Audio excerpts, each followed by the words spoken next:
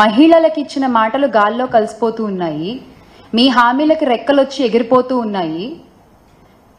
మీరు మాత్రం సంపద సృష్టి అని మాట్లాడుతూ ఉండండి. ఇన్నాళ్ళు సంపద సృష్టి అంటే రాష్ట్రానికి ఏమో అనుకుని పొరబడ్డాం మేము.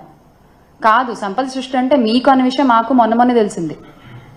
Congratulations on being the richest CM గౌరవ ముఖ్యమంత్రి చంద్రబాబు నాయుడు గారు. సంపద సృష్టి అంటే ఇదా?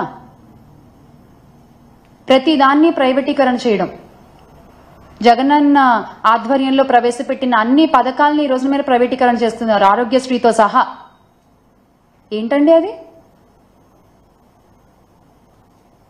మహిళలంటే గౌరవం లేదు, యువతకి దారి చూపిద్దామన్న శ్రద్ధ లేదు, హామీలు నెరవేర్చుదామన్న ఆలోచన లేదు. ఏంటయ్యా అంటే మళ్ళీ అంటే ట్రోల్ సీజ్ ద షిప్ అంటారు.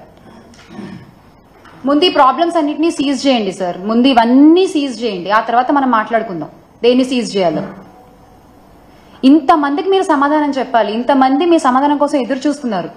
వాళ్ళ తరఫున వైఎస్ఆర్ కాంగ్రెస్ పార్టీ ఖచ్చితంగా నిలబడుతుంది, ప్రశ్నిస్తుంది, అడుగుతుంది.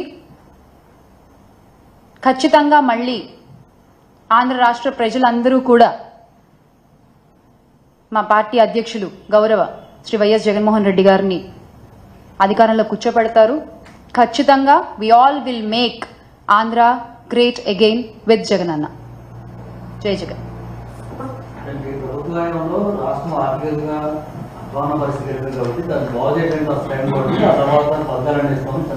ఆర్థికంగా అధ్వాన పరిస్థితికి ఎలా వెళ్ళిందంటారండి?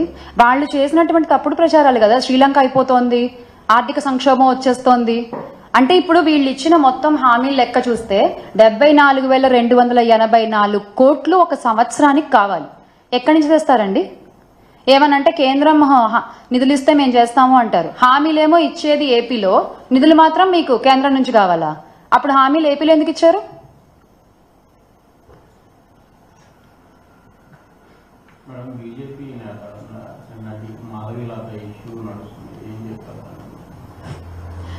ఇష్యూస్ అనేవి క్రియేట్ చేయడం, ఇష్యూస్ అనేవి స్ట్రెచ్ చేయడం, ఇష్యూస్ ఎగ్జాక్ట్గా ఏంటి అనేది ప్రజలకి చూపించడం అనేది చాలా ముఖ్యం. అది యాజ్ అ మీడియా ఫోర్త్ ఎస్టేట్గా మీ భుజాలపై ఉంటుంది అది.